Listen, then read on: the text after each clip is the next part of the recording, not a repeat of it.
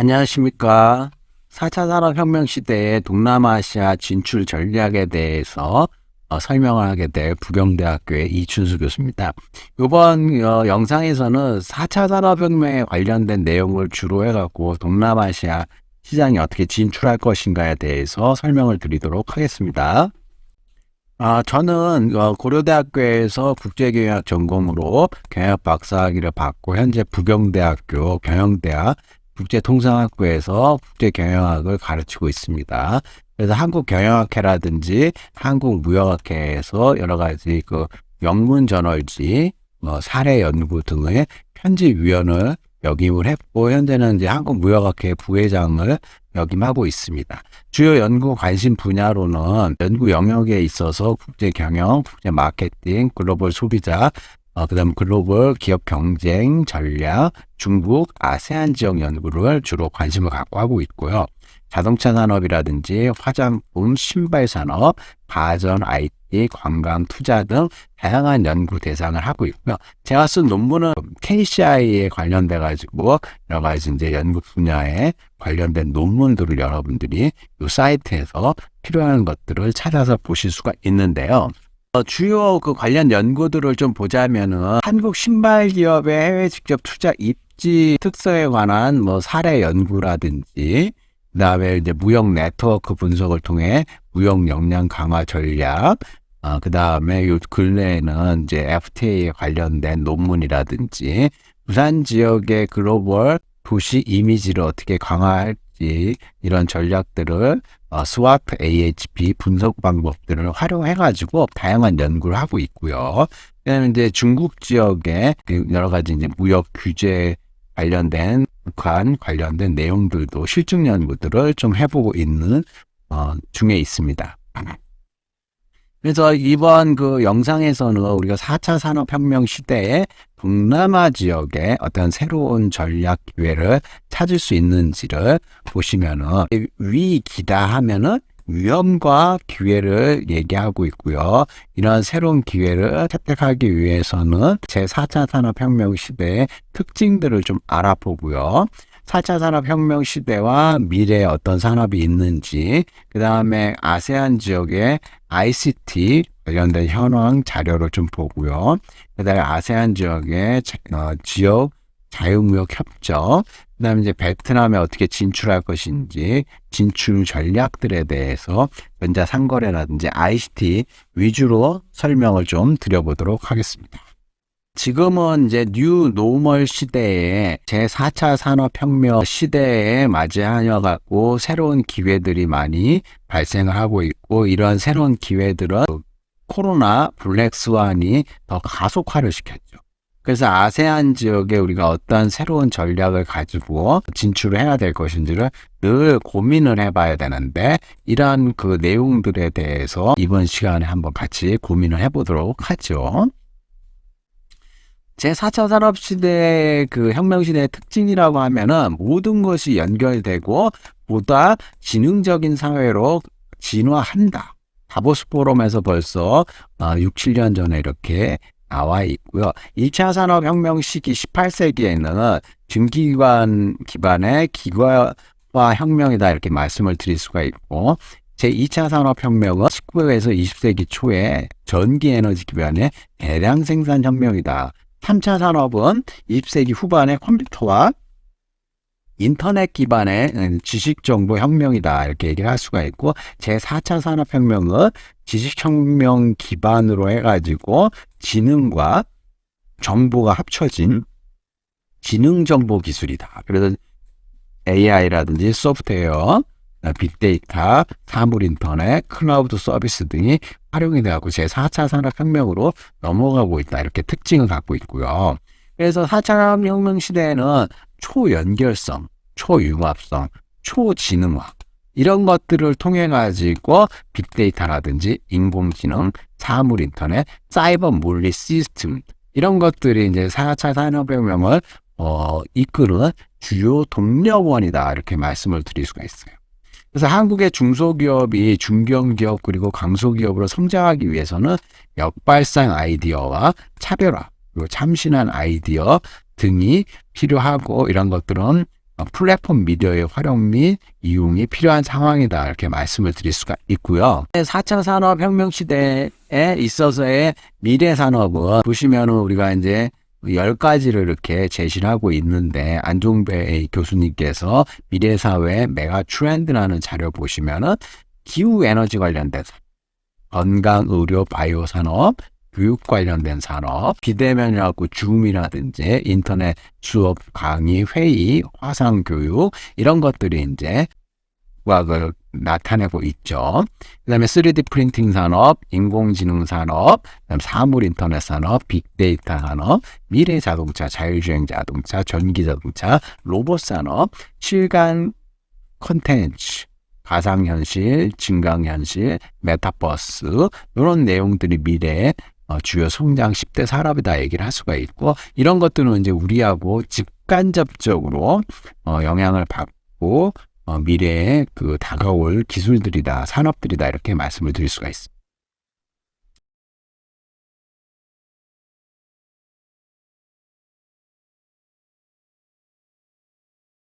이제 아세안 지역을 중심으로 이제 설명을 드리니까 유니콘 클럽에 등재된 아세안 기업을 보면 유니콘 기업이다 이렇게 하면 시장 가치, 그러니까 주식 가치라고 이렇게 얘기를 할 수가 있는데 1조 원 이상의 가치를 지닌 기업을 유니콘 기업이다 이렇게 얘기를 하고 있고요.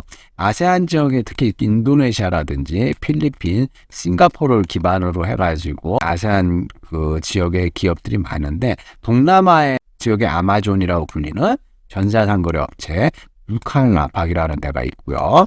여기 보면 고잭이라고 하고 차량 호출 서비스, 보면 토코피디아, 전자상거래. 그 다음에 OVO라고 해갖고 핀테크, 전자상거래, 트래블로카, 항공, 숙박 예약, 그 다음에 뭐 그랩, 여러분 싱가포르 가면 유명하죠. 동남아 쪽으로 하고 할루트, 트랜스, 이렇게 다양한 이제 인공지능이라든지 모바일, 차량 호출, 뭐 조립주택 뭐 이런 식으로 해갖고 유니콘 아세안 기업들이 많이 있다 우리가 알 수가 있고요. 그래서 아세안 지역의 이제 정보통신 커뮤니케이션 테크놀로지에 관련된 자료를 한 아세안 센터 자료를 근거로 설명을 드리자면은 휴대전화 이용률하고요, 인터넷 이용률, 소셜 미디어 이용률, 그러니까 국가별로 어느 그 수준이 국가에서 많이 사용을 하고 있는지 우리가 이렇게 해볼 필요가 있는데 이 차트가 높을수록 이렇게 많은 국가에서 하는데 휴대전화 뭐 이용률 같은 경우는 이렇게 타일랜드, 태국이 좀 많이 높은 편이고요. 싱가포르, 필리핀, 그 다음에 베트남, 말레이시아 이런 국가들의 휴대폰 이용률이 높다. 그걸 알 수가 있고 그 다음에 인터넷 이용률이 높은 국가는 어딘가 봤을 때 한국을 포함했을 때 한국이 가장 높고요. 그 다음 싱가포르, 그 다음에 일본, 말레이시아, 브루나이, 다양한 국가들이 이렇게 이 인터넷 이용률이 높고 증가한다. 소셜미디어 이용도 보면은 브루나이가 가장 높죠. 이게 이제 산유국인데 브루나이는 복지도 잘 되어 있고 인프라가 잘 구축이 되어 있고 보시면 말레이시아라든지 싱가포르, 베트남, 태국 이런 국가들이 소셜미디어 사용률이 높다 이렇게 알 수가 있어요.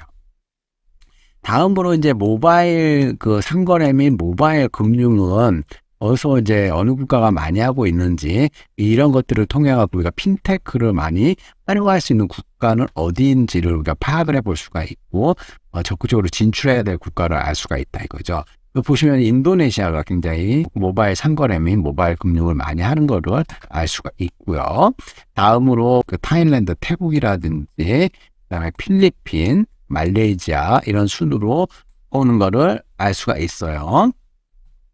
그 다음에 이제 모바일 뱅킹 금융 비율을 보시게 되면은 태국이 굉장히 모바일 금융 비율이 높다는 걸 알 수가 있고 다음으로 싱가포르, 말레이시아, 인도네시아 순으로 이렇게 쭉 높은 것들을 우리가 어떻게 하면 활용할 수 있는지 아세안 센터 자료를 활용해서 이런 기초적인 내용들을 활용해 볼 수가 있고 인도네시아라든지 말레이시아, 태국 뭐 이런 국가들이 좀 높다는 걸 알 수가 있어요. 베트남도 높고 그 연구 키워드를 전 세계적으로 이렇게 조사를 한 김선희 교수님의 자료를 보시면 역시나 아세안에 대한 키워드가 굉장히 높게 나오고 있어요. 그만큼 관심이 많고 있고 자유무역 협정이라든지 뭐 이런 것들을 통해 갖고 아세안 지역을 어떻게 하면은 우리가 연구를 많이 하는가 이렇게 많이 나와 있거든요. 지금 아세안 지역의 자유무역 협정에 대한 그 체결 현황들을 관세청 이렇게 홈페이지에 들어가 보면은요, 이렇게 협상 또는 발효된 국가들부터 시작하고 지역들이 이 지도상에 이렇게 쭉 보여주고 있고요. 그러니까 이제 말레이시아, 싱가포르, RCEP, 그리고 베트남 국가들, 인도네시아, 그런데 필리핀 해가지고 여러 가지 협정을 맺고 있는데 지도상으로 이제 이렇게 그림으로 그래피컬하게 FTA 아세안 지역뿐만 아니라 전 세계를 보여주고 있어요.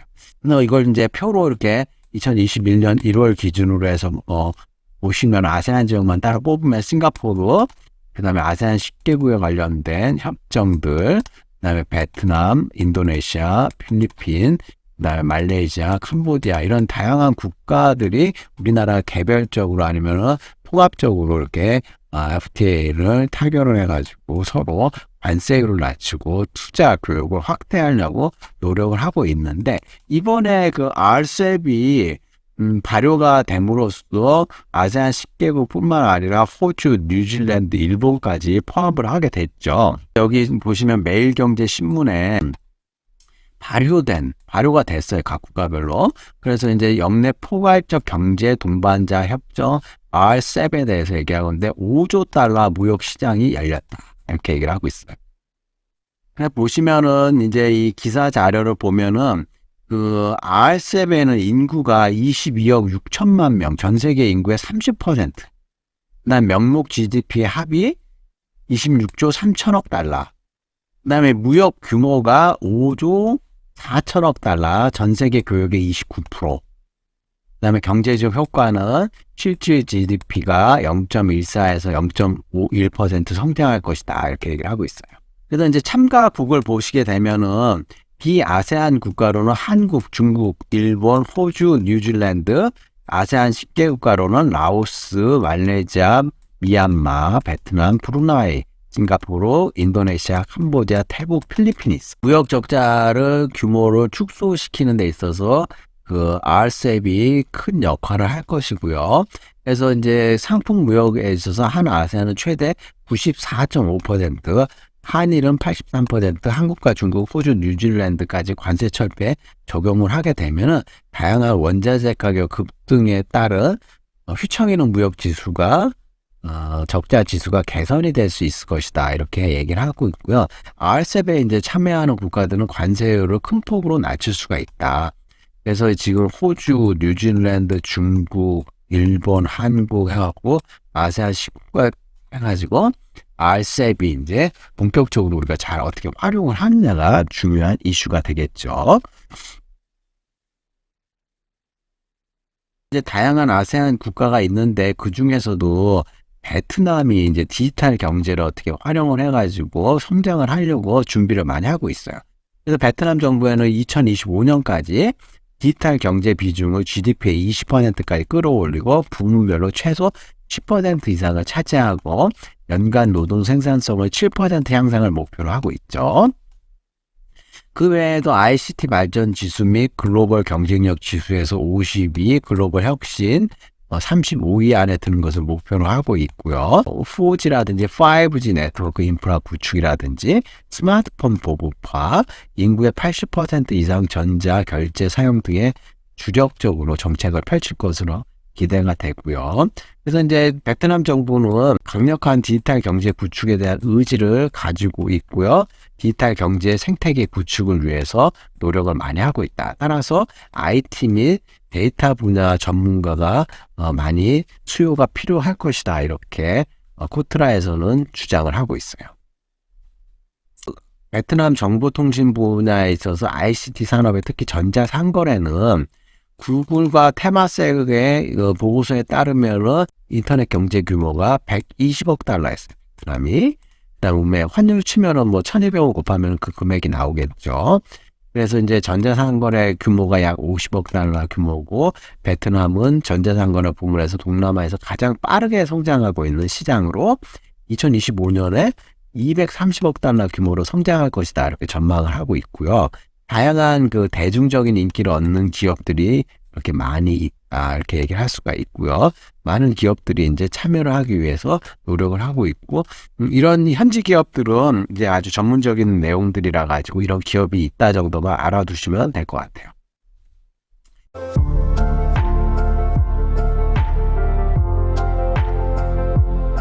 핀테크 금융에 관련돼 가지고 중요한 이슈를 보여주고 있는 베트남인데, 이 특정 컨설팅사에 따르면 베트남 핀테크 시장이 78억 달러 시장으로 성장했다 이렇게 전망을 했고요. 2015년부터 베트남의 핀테크 산업은 하노이 및 호치민을 중심으로 발전하고 있으며 모모라든지 머니로버와 같은 핀테크 기업들은 세계 시장에서 영향을 끼치고 이 정도로 많이 발전하고 있죠. 또 베트남의 핀테크 기업 수혜자가 136개였는데 주변국인 그 싱가포르라든지 인도네시아, 말레이시아에 비해서 상대적으로 양적인 측면에서 부족한 실정이고 그만큼 발전 가능성이 높다 이렇게 말씀을 드릴 수가 있어요. 베트남의 그 마켓플레이스 중에 플랫폼에 관련되고 설명을 드리자면 IT 마켓플레이스 플랫폼은 서비스 제공 업체인 우버나 그랩, 고잭, 아마존과 사용자 간의 트랜잭션 최적화를 목표로 하는 플랫폼과 개발 플랫폼인 어플리케이션 스토어, 구글 플레이 등으로 구분을 우리가 할 수가 있는데 베트남에서는 다양한 플랫폼이 개발되고 있으며 특히 이 로지스틱 분야에 그랩이라든지 고비에트, 패스고, 비, 나우, 아마무브 등 다양한 플랫폼들이 운영이 되고 있고요. 헬스케어라든지 비즈니스 예약 부분에서도 다양한 기업들이 활동을 하고 있고 큰 인기를 얻고 있다. 이렇게 코트라에서는 제시를 하고 있어요. 비대면 그 앞에 10대 그 미래 산업 중에 에듀테크 해가지고 베트남 에듀테크 참여 기업의 숫자가 121개였는데 관련 시장 규모가 20억 달러로 추정이 되고 연평균 성장률이 20%예요. 굉장히 높죠. 그래서 토피카 파운더 인스티튜트의 자료에 의하면 에듀테크 산업에 대한 5,400만 달러에 가까운 투자금이 유치된 걸로 추산이 되고요.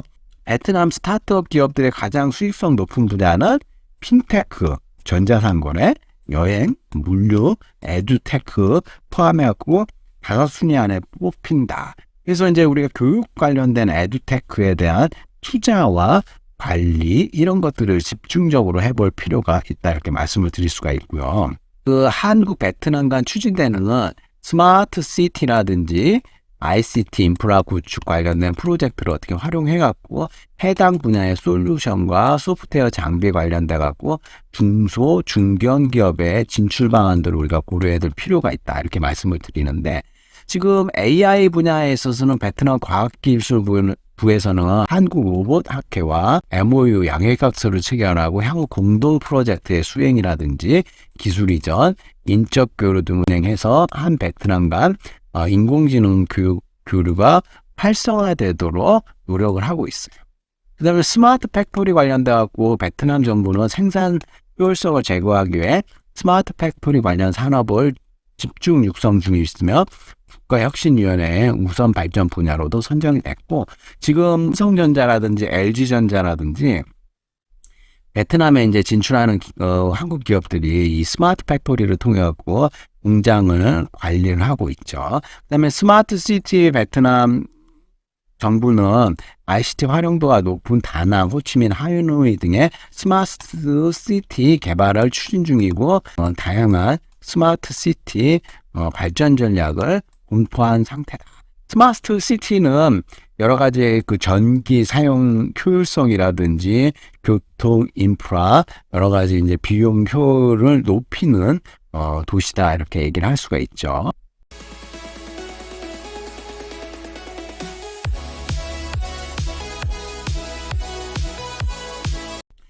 국내 이 핀테크 산업 중에 NHN KCP의 글로벌 경영 전략에 대해서 이제 간략히 설명을 드리자면 NHN이 한국 사이버 결제 관련하고 핀테크 사업의 성장 전략을 쓰고 있는데 해외 결제 서비스 사업을 확장을 하고 있고, 특히 동남아 이커머스 플랫폼 쇼피와 해외 전자상거래 진출 및 수출 활성화를 위한 상호 협력 및 파트너십을 구축하고 있다. 이렇게 얘기를 하고 있어요.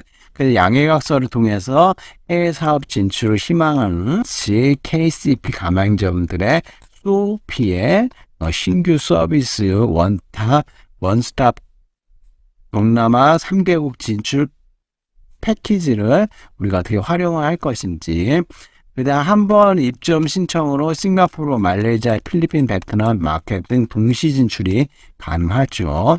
페이코 오더 모바일을 이용해서 주문과 결제를 한 번에 해결할 수 있는 통합 솔루션의 성과를 보여주고 있고, 코로나 장기화로 비대면 소비가 늘어나면서 국내 온라인 쇼핑몰 시장 확대에 따른 수혜를 지속적으로 받고 있다. 그래서 NHN 한국사이버결제의 주요 가맹점들을 보면 IT 업체에서는 애플, 테슬라, 구글, 우버, AWS 등 다양한 기업이 있고, 항공여행, 명품, 기타 자라라든지 패션 SPA 기업, 그 다음에 프라다 명품 기업, 루이비통, 에르메스, 다양한 기업들이 핀테크인 NHN의 것들을 활용하고 동남아의 쇼피와 같이 발전하려고 노력을 하고 있다. 이렇게 알 수가 있죠.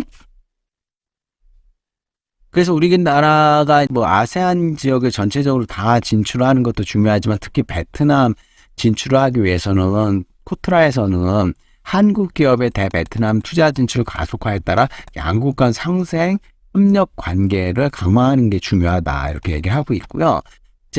한국 기업의 베트남 무역 협정 활용도를 높이는 것이 중요한데, 지금 RCEP이라든지 FTA 체결이 돼 있잖아요. 그런 관세 FTA 활용도를 높이는 방법. 그다음에 베트남 정부 수요에 기반한 ICT, 4차 산업혁명, 부품 소재, PPP 인프라 구축 등 진출할 필요성 있는 중요 기업 분야가 있고요. 미중 무역 분쟁의 장기화 또는 코로나19 발생에 따른 글로벌 밸류체인 변동에 따른 글로벌 기업들의 변화, 한국 진출 기업 인프라를 활용한 협력 등이 베트남에서 우리가 기대가 된다. 이렇게 말씀을 드릴 수가 있고요. 베트남 시장은 앞으로도 이렇게 성장을 많이 할 수 있고, 우리나라뿐만 아니라 다양한 국가에서 베트남 시장에 대해서 이제 우호적으로 투자를 많이 하고 있다. 이렇게 얘기를 할 수 있어요. 그래서 이 자료를 만들기 위해서는 제가 활용한 자료가 아세안 코리안 센터 자료를 좀 활용을 했고요. 그 다음 트레이드 포커스, 관세청 포탈의 FTA 자료, 비준, 그 다음에 한국외국투자진흥공사의 국가별 진출 전략인 베트남 전략 코트라 자료, 그 다음에 아세안 센터, 아세안 문화원 자료, 그 다음에 논문이라든지 이런 것들을 좀 활용을 해가지고 설명을 드렸어요. 오늘 동영상을 2개를 만들었는데 중복이 안 되게 설명을 드리려고 여러 가지 설명을 드렸었는데, 이 베트남뿐만 아니라 아세안 지역은 인구 성장률이라든지 그 다음에 경제 성장률, 자원, 여러 가지 분야에 있어서 굉장히 중요도가 높은 지역이고, 우리가 이제 싱가포르 같은 경우 선진국도 있지만은, 앞으로 이제 우리나라 어깨를 나란히 할 수 있는 말레이시아라든지, 그 다음에 향후 성장성이 크게 기대되는 베트남, 태국, 필리핀, 인도네시아, 그리고 아직 개발이 약간 덜 돼 있는 캄보디아라든지 미얀마, 라오스, 이런 국가들은 앞으로도 이제 계속해서 발전 가능성이 높기 때문에, 이런 국가의 이제 4차 산업혁명 관련된 내용들을 산업들을 어떻게 활용하고 시장을 확대해 나가는지, 그러면 이제 전통적인 제조뿐만 아니라 소비와 생산을 동시에 잡을 수 있는 지역으로서 아세안 지역이 중요하다. 이렇게 마무리 말씀을 드리고, 장시간 동안 경청해 주셔서 정말로 감사합니다. 수고하셨습니다.